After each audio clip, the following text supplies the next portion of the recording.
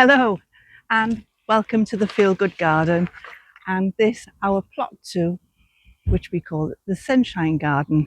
Now behind this bed here we've got our beetroot and kohlrabi bed, mainly beetroot, and we've got a couple of varieties.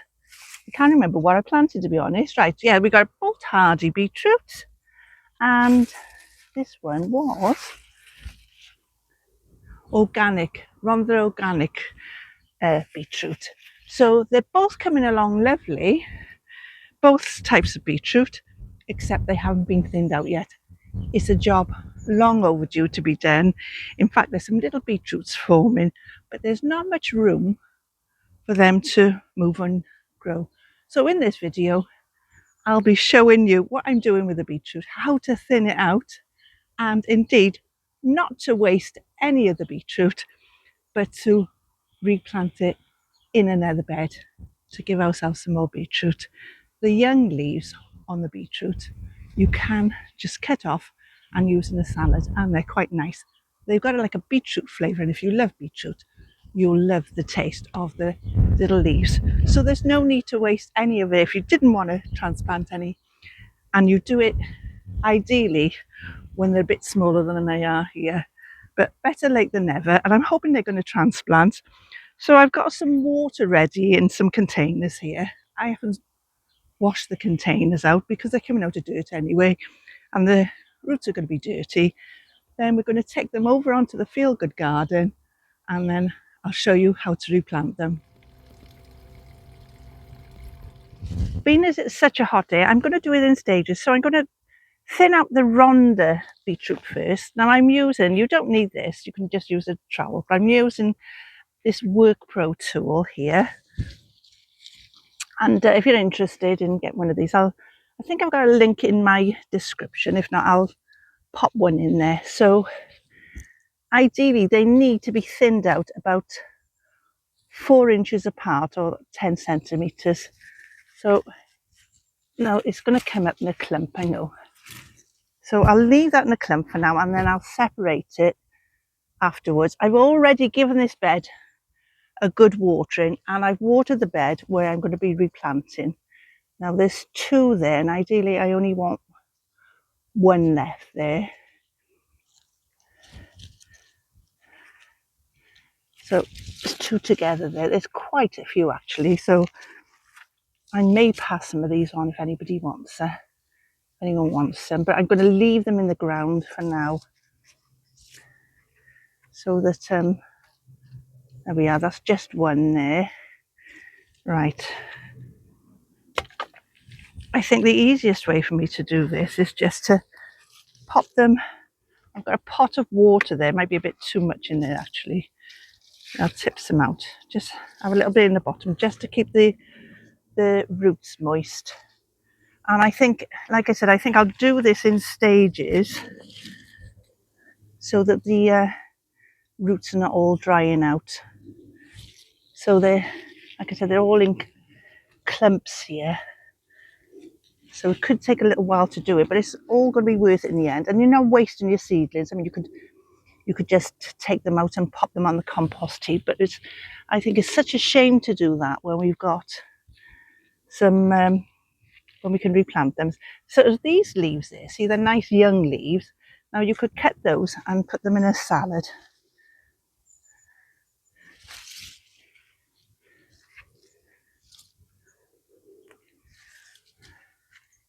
So ideally when you're replanting these, like I said, they need to be about 4 inches or 10 centimeters apart to give them a chance to swell out. I would say 3 to 4 inches really. It depends how big you want the beetroot really. I mean, you can, if you just like the small beetroot, you can just you can plant them a bit nearer each other. So be mindful of because the roots can be quite long on them. Right, so you can see how I've spaced those out so far, and we've already got quite a few to replant. So like I said, because we've got such a hot day today, I don't want them all drying out, so I'm not going to do loads in one go. I'll just do a few at a time. So that one actually could be planted in there. I'll leave that there. Now there's another big clump here. So if I take it out in a clump, trying to leave one there, then like I said, it'll be much easier then to try and transplant. And in fact, I might do this in, like I said, do it in stages anyway, with it being such a hot day.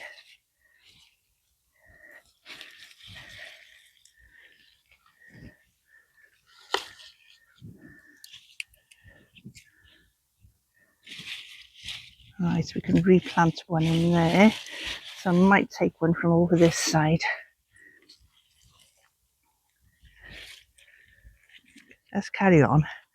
Because it's only 2 rows. I think I've got 3 rows of that one. No, 2 rows of each, isn't it?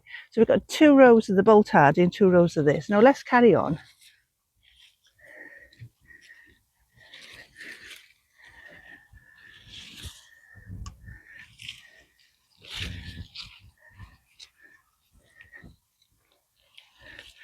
Like I said, ideally, it would have been better to have done them when they were a bit younger, really.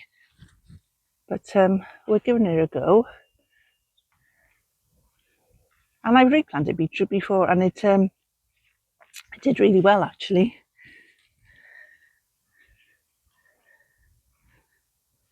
So all these were just sown straight into the ground. They weren't sown in any seed trays or anything like that. They were sown. That's why they're so crowded.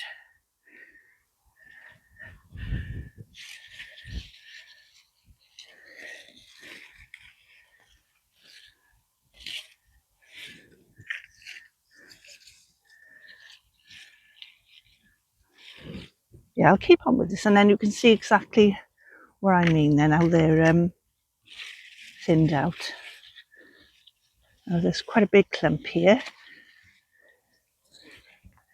Trying to keep as many of the roots intact as possible, because when you come to separate these, it'll be much easier then, because you can just pull them apart.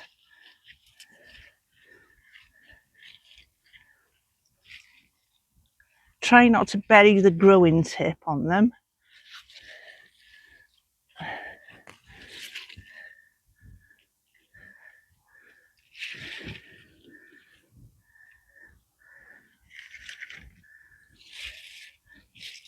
Now these ones are already forming beetroot, and they're pushing each other apart. So actually I'm going to leave those in a clump, and we'll see how those do just by leaving them, because last year I didn't even thin them out and I still had beetroot, but obviously it didn't do as well as they would have done had I thinned them out. Right, so that is it now. That's the 2 rows there. So I'll come back and give this another water in a bit. The soil is damp because I've already watered it.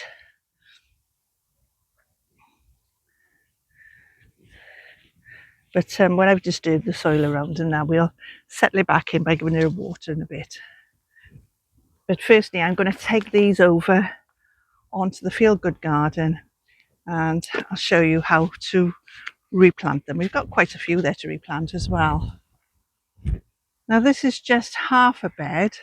This is the half that I took some shallots out from the other day, and in that half there we've still got some zebraun shallots growing, and there's some dwarf sunflowers, and also there's some forget-me-nots that I haven't dug up. They've self-seeded.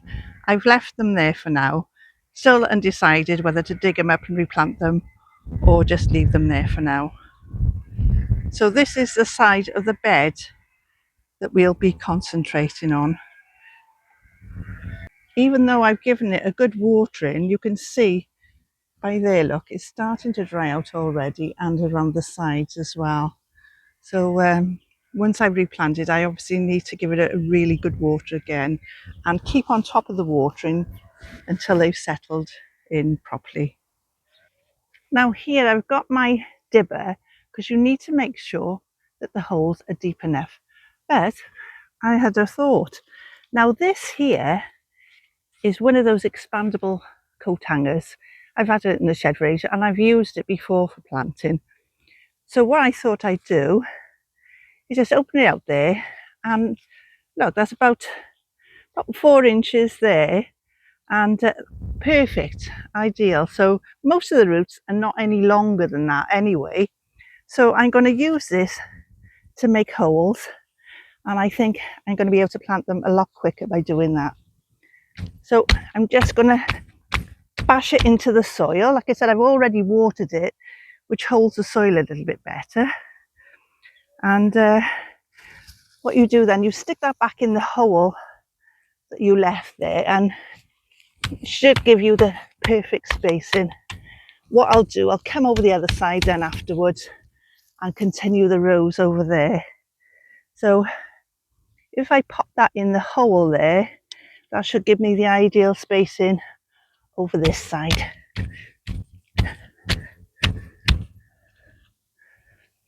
So I'm using the hole that I left there to go back over,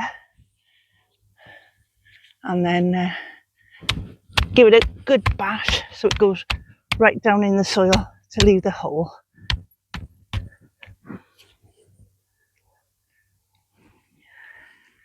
There, I don't know whether you can see that on camera, but we've got the holes there forming. So I'm popping it back in the hole that I already left on the side there. Giving it a good bash.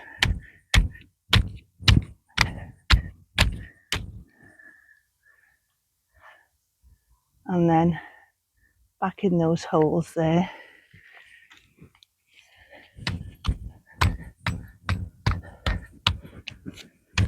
So that we can just go in, pop them in, and put the soil around them. It'll make life a lot easier. So put those back in the holes that are left there.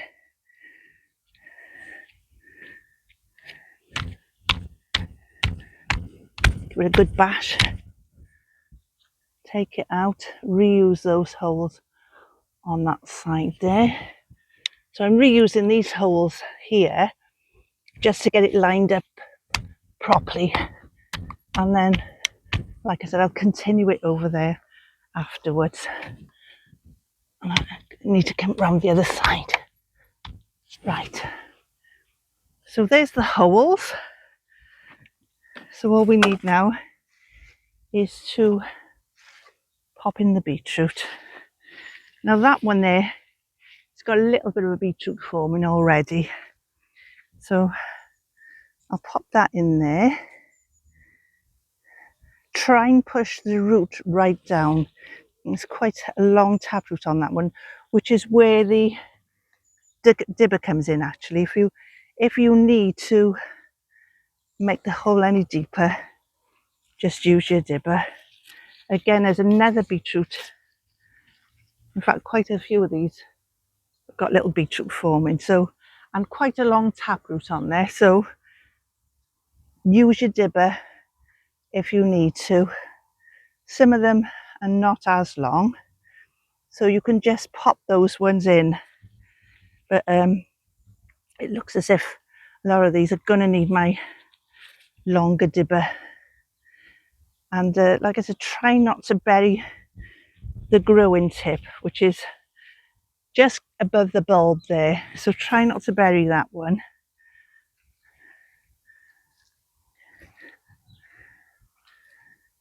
So it seems double the work, but at least you've got the spacings there with the using that coat rack.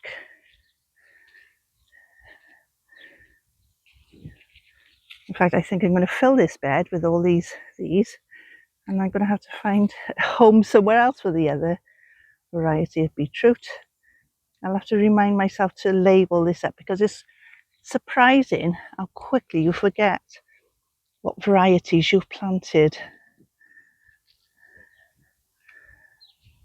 Making that a bit deeper.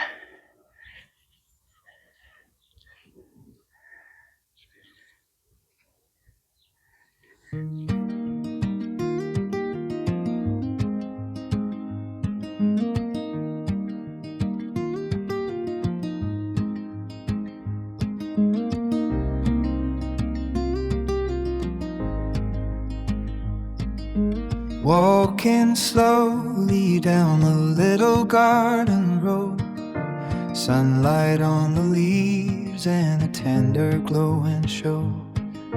Checking every stem to see the morning's grace, watching tiny changes bloom in every space. Breathing in the earth, so calm, so green, everything alive in this quiet sea.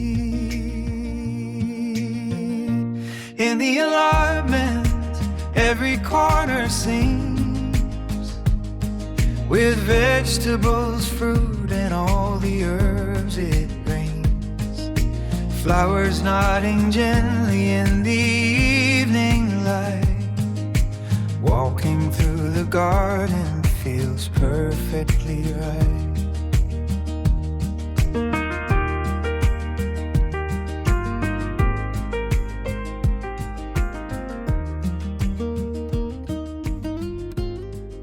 So that's how to thin out and replant beetroot.